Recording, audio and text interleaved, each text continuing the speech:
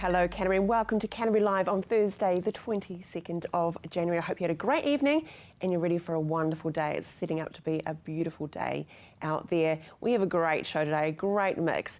Coming up though, we have Mike D, Head of News here at CTV, giving us a wrap up of what's been happening around our region. Always good to catch up and see what's been happening.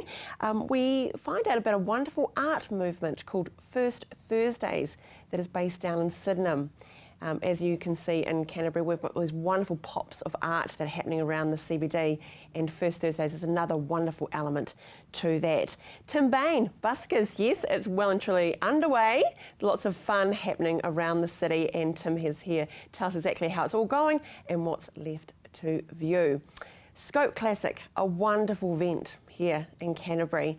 And yes, I'm a bit biased, I love my cars, and a Scope Classic is one of those dates in your calendar you must tick. And I'm very, very fortunately joined by Rob Coate-Williams, representing the Canterbury Car Club. Rob, we're kindred spirits when it comes to cars, aren't we? We certainly are. We love classics. them. And classics, exactly, and classics. Scope Classic is coming up. Sell it to us. Tell us, why is this event so unique? It's right at the crest of the wave of a worldwide surge, resurgence, as far as classic and historic motor racing is concerned. And although the modern V8s certainly get a certain element and a lot of support, there's nostalgia. And even people who don't do motor racing, who don't like necessarily going to a motor racing meeting, really enjoy the picnic atmosphere. They really enjoy being able to see the cars of the past. In my class, for example, there's cars that go right back to pre-war, and it's all mixed up with a lovely sort of names like Ferrari, Maserati, Lotus, Brabham, you know, the McLarens, the names that made motorsport in the 60s and before. Exactly, and we talked about before that, even as you said, even if you've got an interest in cars, you will probably see a car that'll go, oh, Dad used to drive one of those, or my grandfather. Well, when I was knee-high to a perching pullet, Dad took me out there and I saw these cars, you know. The other fun thing is that a hell of a lot of the guys are really old. I mean, I'm saying that I'm one of the youngest. Mature, yes. So we've got some footage actually from Scope from last year, so we can just talk through it, if you don't mind, Rob. No, not so at we'll just all. give a little bit of a taste of what happens out there. So here it looks like it's probably a practice day, I'd imagine, just getting the cars ready. Excuse me, those are Formula Juniors. And Formula Junior is basically like GP2 is now worldwide. Wow. And they were built, that's the Formula 5000. And those cars were the main cars about 20 years ago. Right. And they were 5-litre earth shakers. That's a little Lotus, and so you can see there the mixture of cars. Now you're going to see cars that your grandparents and your parents probably owned, and now these cars are out there as classics. Because the funny thing is that, you know, you think of classics as Jaguars and as Daimlers perhaps and Rolls Royces and Bentleys, but some of these other cars, because they weren't in that top echelon, disappeared because people said, oh, it's just a such and such, and so they disappeared. Now that, of course, they're becoming the classics. I know, and how often do you hear going, oh, I should have kept it? Exactly. Well, I say that every time I see a Mini Cooper or I see a Triple S Datsun or whatever. So, you know, if only we could have afforded to have kept those cars. I know, exactly. Yeah. It was just another car. So specifics about the event, Scope Classic, is held in February. Yes, it's not this weekend coming, but it's a fortnight this weekend. Right, yeah. So, see, and... So Waitangi weekend? It is. Yeah. It's a 2-day event mainly. Friday is sort of practice and setting up and doing some testing, and then Saturday and Sunday, it's a 2-day event. So you can either come out and see everything on one day, or you can totally indulge yourself. Indulge yourself, exactly. And go for the 2. Well, the other thing, apart from the racing actually happening, it's wonderful just to take a wee walk around the pits, isn't it? That's the thing. It's so accessible. Totally. There are no extra charges or no smoke and mirrors to get in there. And with the classic racing and historic racing, you'll find that everybody there, all the drivers and the crews, want to talk about their cars. And all you got to do is say, what's the history of this one then? And then 10 minutes later, he takes a breath, or she takes a breath, you know. Yeah, exactly. And some of these, I mean, there was the car, for example, and once again in my class, which was built by Denny Holm, and that was part of his salary for when he was working for Coopers. And he was driving for Coopers, and they said, whatever bits you can find that we're not using for the Formula 1 cars and the Formula 2 cars are yours. So he built up a car, which was a Formula Junior, towed it behind his Ford Zodiac to several meetings. Zodiac, there's a name. The old Zodiac. and then brought it out to New Zealand and sold it, and that was part of his salary for the year. How brilliant. And it's still racing. And that's just one of many stories that can be brought out over the weekend as well. Absolutely. And seriously, please ask one of the drivers, if you see a really nice looking car, ask about the history of it.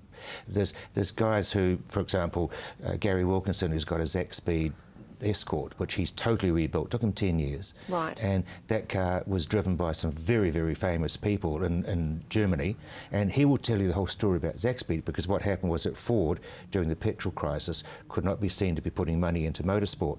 So what they did is they wrote a whole lot of cheques, or signed a whole lot of cheques without putting the amount in, gave it to Zack Speed, which was a German motor racing organisation, and said, you spend our money because that way you're spending it, not us. And so they were seen by the general public as not supporting motorsport during a fuel crisis. Very clever indeed. Yeah, and money like you would not have believed. Oh, great. Well, definitely. And you're about to see Rob Cook-Williams. Make sure you go up and say hello to him. I'll tell you about my car. Yeah, tell me your car. Hope it's all together in peace. But remembering, it is Waitangi weekend that the Scope Classic will be being held. You can go for 1 day or 2. No problem at all. The tickets can be purchased through the Canterbury Car Club office. That's at the Mike Pero Motorsport Park, which is in Haskins Road. Heslitz, isn't it? Heslitz Road, yeah, Templeton, that's right, you can Google it. But anyway, have a wonderful weekend there. We look forward to hearing all about it. Thanks for joining me, Rob. Pleasure's mine. Hey, stay with us after the break. We find out about this wonderful art movement, First Thursdays.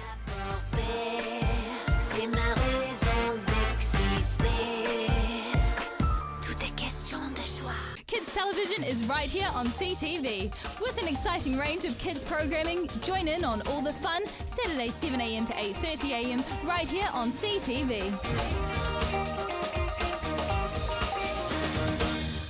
I'm selling my home with Gavin Top of Harvey's because I know he'll get me the best possible price. Gavin even guarantees it. His buyer's price declaration guarantee gives me confidence knowing I'll get the best possible price for my house. I know I can trust him because he listens to what I want to achieve and goes the extra mile to get great results. If you want to get Gavin's highest possible price guarantee like I am, give him a call or take a look at his website and he'll get you sold.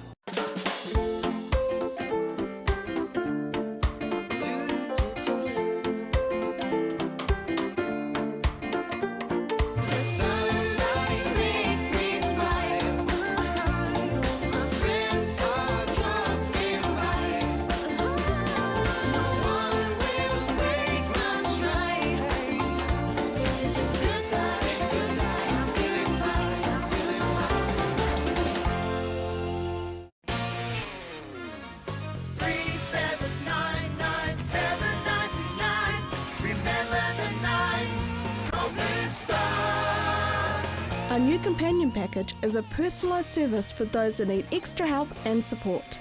A cost-effective solution for someone who needs more than just a taxi driver. Our drivers are handpicked from our experienced team and specialise in providing the right support and companionship. Home safe every time with Blue Star Taxis. Welcome to Caltex Redwood. We're a family-owned business proudly supporting our local community. We're open 24/7 for fuel and shop goods, and we have an amazing team of people ready to help you. Save at least 6 cents per litre using AA Smart Fuel cards. We also offer great value on our LPG bottle fills. We have a full workshop and Bridgestone Tyre Centre. Our mechanics and tyre technicians will get your car sorted. Caltex Redwood. We're just down from St Bede's on Main North Road. Caltex Redwood. What drives you?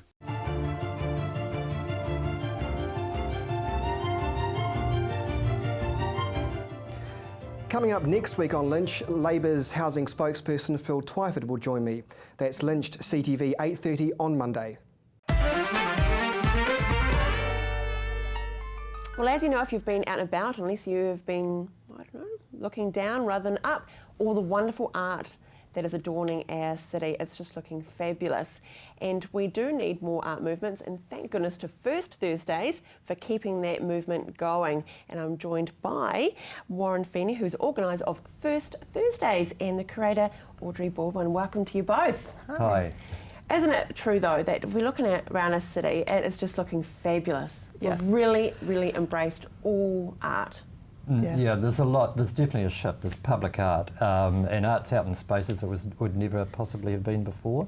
No. Yeah. It's great, isn't it? Let's get to First Thursdays, though, Yeah. Warren. That's why we're here today. So Well, tell us about it. First Thursdays it's actually an international idea. It originated in 1982 in San Francisco, and it was the idea that to get people into galleries, all the galleries opened for their one evening, and they opened on the first Thursday of the month, so that's the title. So it's now international. There's one in Auckland, they're doing 2 a year, and there's one in Sydenham. We ran First Thursdays in Sydenham in October last year. There were about 7 galleries, but there were also lots of stuff on the street markets, there were performances, there was stuff in street windows, there was music as well. So it's actually First Thursdays for us, it's really an event that expands right through all of the urban area or the retail area of Sydenham, from Brougham to Sandyford Street, and there's a lot happening. Yeah.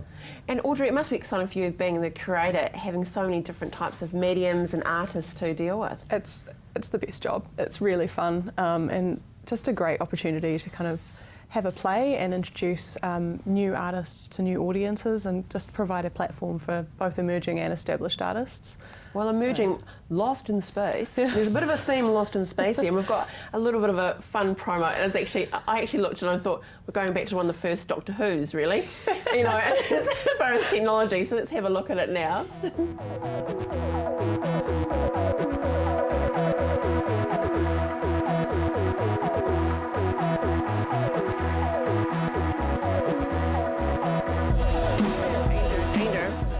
Yeah, I'm going to say there, danger, Will Robinson.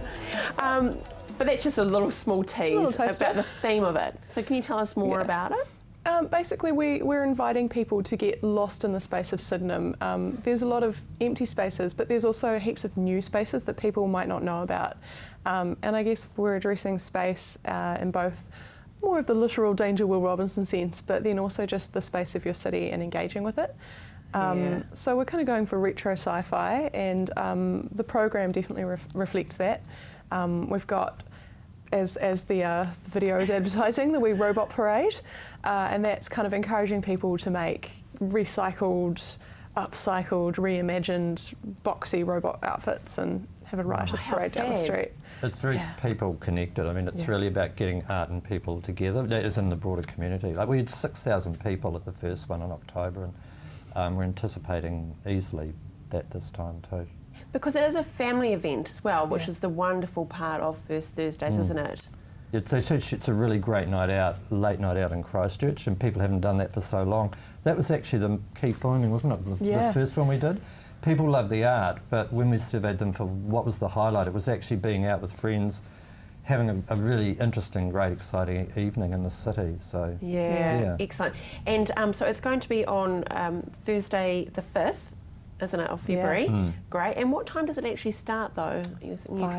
5 o'clock. Until late. Yeah, until about 10. Until about 10? Yeah, I mean, if you're a late night person, there's some burlesque happening at Dragon's Den from after 10 o'clock. So for people that want to stay out, make a bit more of a night of it. So excuse my ignorance, Dragon's Den, when I think Dragon's Den, I think of, you know, sitting in big chairs getting money out of people. But is Dragon's Den a venue, is it? Yeah, Dragon's Den Social Lounge.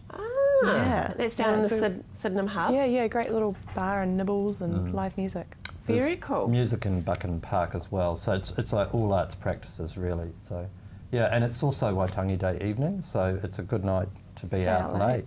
Yeah, wow, that's really cool. So getting back to the art specifically, we talked about the parade of robots, robotic sort of art. What else will there be specifically? One of the projects I'm really excited about is by Sandy Austin, and she's doing a living window display called Arabella's Got a 1970s Hairdo.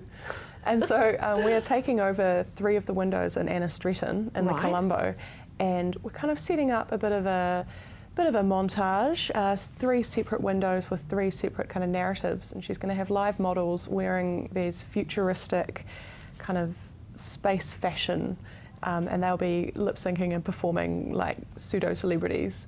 Amazing. In the window, yeah. So we're going to have a little stage where they're performing and boogieing around, and then we've got their green room kind of behind the scenes, and then a meet and greet for these space celebrities that we're bringing into Sydenham. How fantastic. And awesome that Anna Sredin, that she's embraced it, obviously, and providing her windows. That's a testament probably to yourselves, to First Thursdays. Of course, one of many to come. Takes Three a this year. Exactly. So you have to come and see us before each one. Congratulations to you and all the very best. That's the 5th of February on Thursday. Crikey, say that 3 times.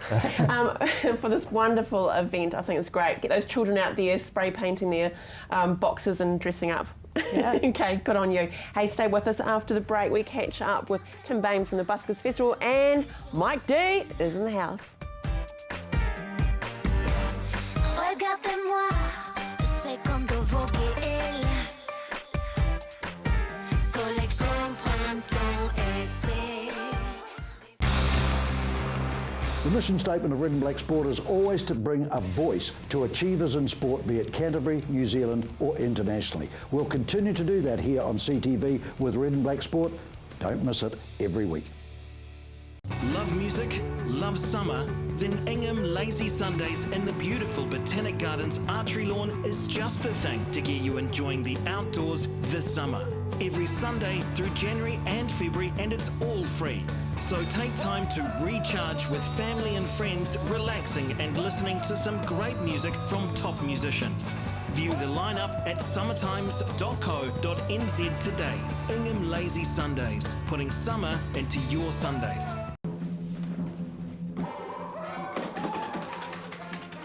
Avoid the monkeys when it comes to relocating. Trust A1 Movers, a family business since 1993 that guarantees a professional job every time. We carefully handle and wrap your valued items, ensuring they have a safe journey. Secure storage and insurance options are also available. A1 Movers, the careful, caring moving company. Oi! We all know the best thing you can do for your body is eat fresh foods in their natural state. The same applies to your skincare. Southern Skin provides a skincare range with fresh, locally sourced ingredients, plus natural preservatives and emulsifiers to produce the best nourishment for your skin to unleash your healthiest complexion. New Zealand olive and aloe skincare for young or old, men, women and children. There is a product in the Southern Skin range for you. southernskin.co.nz. Southern Newsweek is an Otago-based news bulletin. Watch this every week to stay in touch with what's happening in and around your community. Stay in the know with Southern Newsweek, 11 a.m. Saturdays, right here on CTV.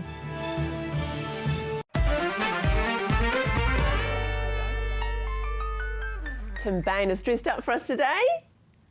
Yeah, haven't you? I have. I've got shorts on. Yeah. I'm an outdoor festival. I know. Deal with Hello. it. You've got a suit there. How's it out there in the big wide world of buskers? It's nuts out there. It's smashing numbers left, right and centre. English Gents last weekend, 4,000 people at their street show. Burlesque is sold out. Tape's gone. Mr. and Mrs. Alexander's gone. Ursula's gone. Everything's full. Yeah. So what do you? So that's a good question to ask you. Yep. Full. Yeah. So what do you do? Do you keep it like that? So you really want that thirst and need to get in quick to buy tickets, or do you expand? It's tricky. This year we've sort of we hold a certain allocation back every single day. So every day there are still seats available for every single show. They go on sale at 11 a.m. in the morning, Right. and then it's a mad rush down at Hagley Park to come and get them. Yeah. Just teasing us, aren't you? I am. So there are still seats available for everything. Okay. But you have to be in that park at probably 9 a.m. getting in that line now. You all had the same chance to book your seats. Okay. This is a tricky question to ask you, but what's your favourite performance been thus far? For street, there's 3 actually. Oh, okay. AD DJ, who's from Australia, Hula Queen, who's also from Australia, and the English Gents, who are also in the burlesque show at night time. They have a street show for families during the day. Okay. Now, we were giggling about the burlesque, that you've taken it to another level this year. Yes. And being sold out, that is testament to it. Yes. Why Why have we embraced this whole burlesque thing? I think it's because Christchurch at its heart likes the underdogs. Burlesque people are, as much as they are out there, they sort of represent Christchurch people. It's that inner thing that we all want to unleash. And at the end of the day, people like naked people. And that's what these people are. When you get down to it, it's like naked people. Yeah, people like that. And people like people who have skill doing it. So this year it's not just, taking clothes off. They do it in the air, they do it in wheels, they do it with Diablos, they do it juggling, they're doing it with a whole lot of different things this year rather than just strutting around a stage. Jeepers creepers. It's maybe a good couple therapy. Yeah. Head down to the burlesque, might learn a couple of new tricks. You will learn a couple of tricks. Jeez, or make a friend. You're educating the public as well, Tim. Absolutely. Good on you. Boy with tape on his face. This is another popular event as well, isn't it? And this is it. This will never be performed again in New Zealand. He has said that at the end of his show. In no uncertain terms will he be performing it in New Zealand again because it started here. He won the Iron Chicken way back in 2008, our award. With that money, went off, created this show, and then he's ending it here where he started it. Wow, so it's not like we have a tape shortage or anything like that? Nope. No? It's all over. It's all over over, so we wonder what he'll go on to do. Okay, rightio. Nick, the top acts, so you said of Ursula is wonderful. Yep, Ursula's amazing. Yeah. But you have brought in some new talent, though, haven't you? Yes, we have. It's a great platform for that, isn't it? Yeah, so it was kind of a bit weird. We sort of have a platform for new talent, but then we sort of have the platform for people who have already established themselves overseas, but haven't got really a name here yet. And New Zealand acts are doing really well this year as well. Zane and Deg, the two boys of New Zealand's Got Talent, and then local ones, Sport Susie. Guy Langford's got 2 shows. He's got a roving act and he's emceeing the kids pitch. Yeah, so there's a whole lot of different things going on. Oh no, it's fantastic. I mean, it's been a great event, and before you know it, it's going to be all over. So what does Tim Bain do on Monday? Gets sick, has a nap, and writes a report. That's it. And that's it? That's it. And then in 3 weeks after that, we're off to Adelaide to start the process all over again. Really? Is that right? Yeah. So that's your scouting starts, yeah, finding so all we this start, talent. away we go. You poor thing. I know, it's so tough. Oh, so tough. Jeepers creepers. Yeah. Okay. Hey, good seeing my friend, and thanks so much for your support and a wonderful event. Once again, look forward to next year. Thank you. Enjoy that break and Adelaide. Okay, and here's a little bit of the buskers now.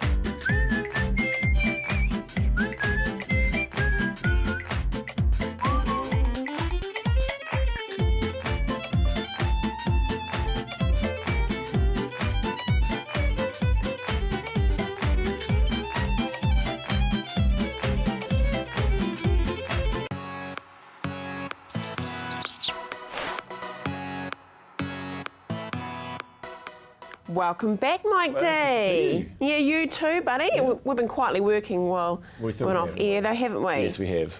Are you ready for 2015? I think so. I think we've got enough preparation in advance of us now so that we can make the most of it. And very exciting, we've got a new team member in the newsroom. Yes, we have. We've got Jared McCullough, who's starting his internship with us. We started this week. Yeah. He's with us for the preceding months now, which is really helpful. So it's certainly going to complement our team nicely. Yeah, exactly. He's got that fresh enthusiasm there, hasn't he? And he has indeed, yeah. Substitutes for some of us older people, so that's good. Oh, yeah. Mike, don't say it all that. That's hey, all good. the weather I know people Yes. get sick of hearing about the weather, but Yep. it is pretty important, especially for those farmers. Certainly is.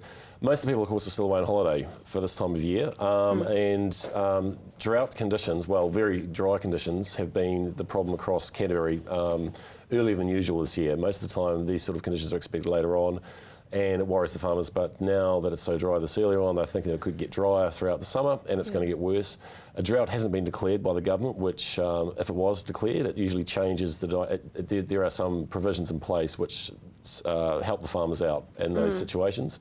But everyone's a bit worried in advance, and we've already had the Minister of Primary Industries turn up to try and help the farmers and sort of say, look, the support's here if it needs to be done, both financially, possibly down the track, but also emotionally as well. There's services in place now to help out the farmers who might be suffering some emotional stress in advance and being concerned about what the next few months might bring for them. So.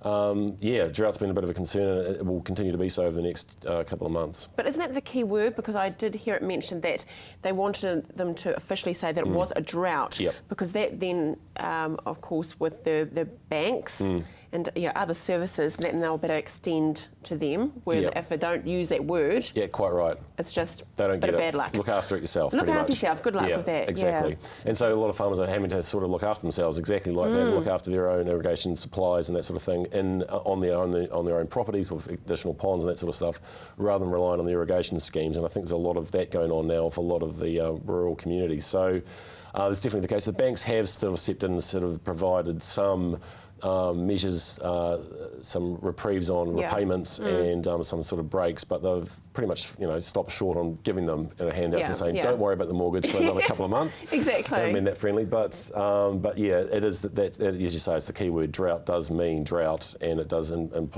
invoke a number of different actions from the government. Under regulation. And the fires, they're still prevalent. We've had some weird fires in North Canterbury in particular. Just bushfires, scrub fires, largely sparked by a number of different sources, accidentally in most cases. One truck actually caught fire by internal combustion. Some hay at the back of the truck literally ignited on the road. Wow. So there's all that sort of stuff. So it just highlights the point that there's a lot of fire risk is very... is an issue at this time of year, and you've got to really be careful. And I believe you're catching up with the new commander for the Quite region. right. Very cool, Steve Turek, and he's come from London. He was here originally, wasn't he? And he went to London and he's come back. So he's taking care of the regional area as of next week, and we're going to catch up and see exactly what he's got in mind for in place for the community.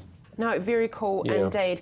Now, how'd the quiz night go last night? Mike's part of a quiz team, so how did we go? Yes, well, a number of people here, of course, are also part of it. We scored a very respectful, I think, middle of the road position. Is that respectful? No, we were doing really well until some of the... Sounds like roadkill, middle of the road. That's actually a good name for us the next time, actually.